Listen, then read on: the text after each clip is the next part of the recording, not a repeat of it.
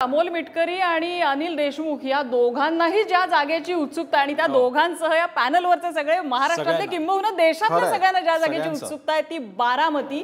त्या बारामतीमध्ये काय होणार, कारण इथे थेट पवार विरुद्ध पवार असं चित्र दिसतंय आणि बारामतीची ही बिग फाईट, पवार विरुद्ध पवार म्हणायचं का पवार विरुद्ध सुळे म्हणायचं?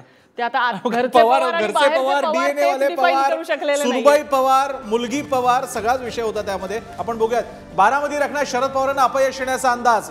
मोठी बातमी आहे, पुढारीच्या या सर्वेक्षणानुसार, एक्झिट पोल नुसार बारामतीकरांची घड्याळालाच पसंती आणि सुनबाईंना पसंती आहे। मी या सर्वेच्या बाबतीत खास करून विनायकची पहिली कमेंट घ्यावीच लागेल। विनायक, बारामतीबद्दल संपूर्ण देशाची ज्याच्यावर नजर आहे असा हा मतदारसंघ आहे, त्यामुळे आम्ही सुद्धा अत्यंत काळजीपूर्वक 2दा-3दा सॅम्पलिंग केलेलं आहे। या निकालावरती दोन्ही बाजूने खूप घमासान होणार आहे मला माहिती आहे, पण मला दोनच गोष्टी सांगायच्या आहेत। एक, भाजपचं मतदान आम्हाला थेट राष्ट्रवादी काँग्रेस पक्षाला ट्रान्सफर होताना दिसलं अजित पवारांच्या, हा पहिला फॅक्टर आहे।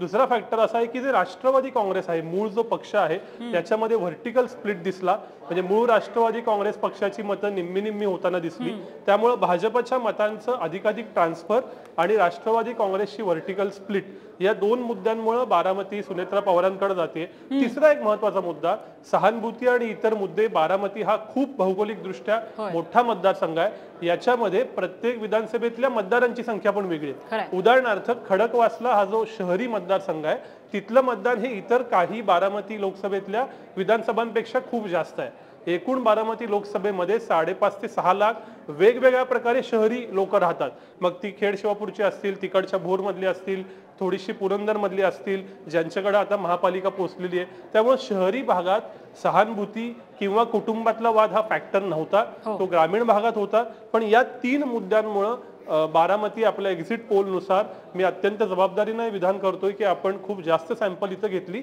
आता आपण सुनेत्रा पवारांकडे कल आहे असं सांगतोय। पण अगदी टफ फाईट आहे ही की सहज जिंकतायत असं चित्र दिसतं? खरं सांगायचं तर आपल्या टफ फाईटची डेफिनेशन ही 5% कमी मतं जर का असतील, 2 उमेदवारांमधला फरक तर आहे, त्याच्यामध्ये ही फाईट बसत नाही। साधारण 8 ते 9% मतांनी सुनेत्रा पवार विजयी होतील असं आपला एक्झिट पोल सांगतो। हे खूपच इंटरेस्टिंग। मधु चव्हाणांकडे जाऊयात आपण, कारण त्यानंतर 8 नंतर आपल्याला फ्री पण करायचं आहे। मधु चव्हाणची बारामतीबद्दल असं आहे की तिथे कुठल्याही निवडणुकीमध्ये स्त्री हा आदराचा भाग असतो, तिचा अपमान केलेला चालत नाही। ही आपली संस्कृती आहे देशाची, महाराष्ट्राची।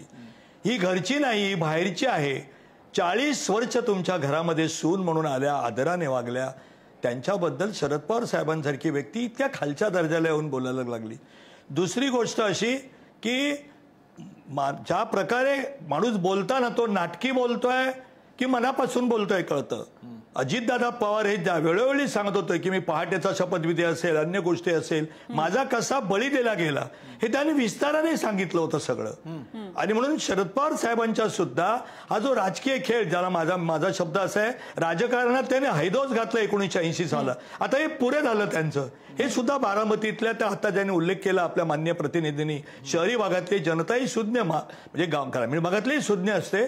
त्यामुळे सुळेंचा विजय हा व्हायलाच पाहिजे होता, होणार आहे बरोबर गोष्ट आहे, परंतु व्हायलाच पाहिजे होता। म्हणजे नियतीने कधीतरी कोणाला तरी, मी आयुष्यात नीट वागलो नाही राजकारणामध्ये, विजयासाठी किंवा माझ्या व्यक्तिगत राजकीय स्वार्थासाठी मी कसेही पत्ते पिसले, ठीक आहे, तर तो धडा मिळत असेल। मधु चव्हाणचे टेस्ट आपण पाहिला, तिथे सुनेत्रा पवार या जिंकण्याच्या शक्यतेमध्ये आहेत असं आम्हाला आमचा सर्वे सांगतोय। मी जातोय यासाठी अमोल मिटकरी यांच्याकडे। अमोल मिटकरी, माझ्या मगाशच्या कमेंटसह प्रश्न काय सांगाल तुम्ही या आत्ताच्या आमच्या जो कल दाखवला जातोय त्याकडे? मला आता 1 तासापासून साधारण आताच बोलायला वेळ भेटलाय, मला थोडं विस्तृतपणे सांगू द्या। बारामती लोकसभेमध्ये मी 6 दिवस बारामती आणि जो भाग आहे दौंड असेल, इंदापूर असेल, त्याच्यानंतर खडकवासला या भागामध्ये मी 6 ते 7 दिवस फिरलो। कॉर्नर सभा, घोंगळी बैठका ह्या सगळ्या गोष्टी केल्या। एक लक्षात घेतलं पाहिजे की लाखांनी आम्ही विजयी होऊ हे आम्ही कधीच म्हटलं नाही, ते काही लोकांचे ते अंदाज होते। पण ज्या वेळेस शेवटच्या दिवशीच्या प्रचार तोपा थंडावल्या त्यावेळेस अजितदादांना भेट घेऊन आम्ही निघणार असताना दादांनी सांगितलं की आपण चांगल्या पद्धतीनं फाईट देणार आहोत, आणि फार मोठा विजय नाही, पण आपला विजय मात्र नक्की होणार आहे. म्हणजे हा तो जो तुमचा राजकीय अंदाज आहे वर्तवलेला, हा आम्हाला अजितदादांनी त्याच दिवशी वर्तवून सांगितला होता. आणि आम्हाला एक गोष्ट मात्र आवर्जून सांगायची आहे की बारामतीमध्ये इतकं भावनिक राजकारण केलं गेलं. अगदी तुम्ही बारामतीची शेवटची सभा बघा, त्या रोहित पवारांचं रडणं, नंतर मग ते काही काही बोलणं, त्याच्यानंतर आदरणीय पवार साहेबांनी आता जे मधु चव्हाण साहेब म्हणले तोही मुद्दा फार महत्वाचा ठरला, किंवा बाहेरच्या आलेल्या आहेत म्हणून हाही मुद्दा फार महत्वाचा ठरला. आणि सुप्रियाताईंचं प्रॉपर काम तिथे नव्हतं. ती जी निवडणूक होती ना, ती फक्त आणि फक्त पवार साहेब विरुद्ध अजितदादा अशा पद्धती झाली. ते काही सुप्रियाताई विरुद्ध अजितदादा किंवा सुनेत्रा वहिनी असं झालं नाही. विशेष म्हणजे अजितदादांचं 30-32 वर्षापासून असलेलं बारामती मधलं डेव्हलपमेंटचं काम आणि स्वतः सुनेत्रा वहिनींचं त्या ठिकाणी असलेलं सगळं टेक्सटाईल पासून विद्या प्रतिष्ठानपर्यंत असलेलं काम, याला लोकांनी जास्तीत जास्त पसंती दिली. शहराचा जो पुण्याचा जो भाग आहे त्यातल्या भारतीय जनता पार्टीच्या लोकांनी सुद्धा प्रामाणिकपणे राष्ट्रवादी काँग्रेस पक्षाचं काम केलं. आणि एक गोष्ट लक्षात घेतली पाहिजे, बारामती लोकसभेमध्ये वोटर्सच्या डोक्यात घड्याळ हे चिन्ह अनेक वर्षापासून आहे, त्यांच्या डोक्यात ते बिंबलेलं आहे. आणि राष्ट्रवादी काँग्रेस पक्ष आणि घड्याळ याच भागाला त्यांनी पसंती दिली. आम्हाला खरोखर आनंद आहे. तुम्ही तर एक सीट दाखवते आमची विजयी, पण मला आणखी तुम्हाला सांगतो की आमचा स्ट्राईक रेट हा 90% वर राहील, एवढं मात्र मी 4 जूनच्या निकालाच्या दिवशी आता जो तुमचा अंदाज दाखवलाय. अनिल देशमुखजी, बारामती बद्दल देशमुखजी. असं आहे की आपल्याला सांगतो की बारामतीमध्ये 100% सुप्रियाताई निवडून येणार.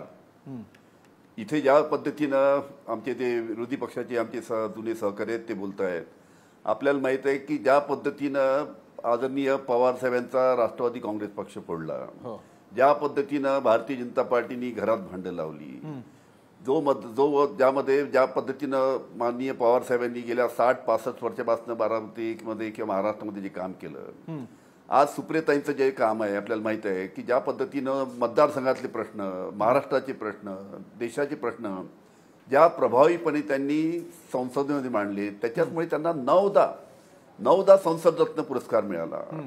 इथे आमचे विरोधी पक्षाचे लोक सांगतात की त्यांनी काम केलं नाही. आज ज्या पद्धतीनं सुप्रियाताईंच्या मतदारसंघामध्ये काम केलं, ज्या पद्धतीनं त्यांचा संपर्क बारामतीमध्ये संपूर्ण मतदारसंघामध्ये आहे, संपूर्ण महाराष्ट्राला माहीत आहे.